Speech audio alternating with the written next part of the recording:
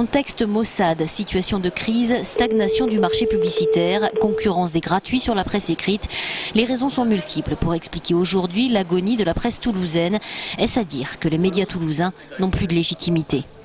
Je suis convaincu qu'il y a évidemment une légitimité de ces médias locaux.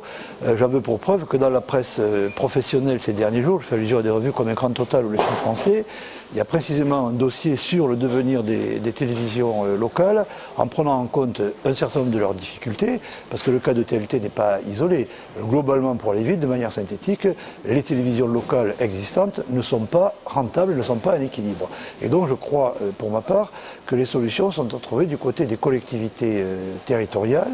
Au-delà de l'intérêt évident donc du maintien de la pluralité de l'information locale, aujourd'hui une question se pose, les différents médias, presse écrite, radio et télé locales, combattent-ils à armes égales? Il s'agit d'une certaine manière d'installer de nouveaux médias locaux audiovisuels, privés, dans la mesure où il y en a qui sont publics, et là, il est clair que pour pouvoir les installer, il faut avoir des politiques certainement éditoriales ambitieuses qui nécessitent des investissements importants.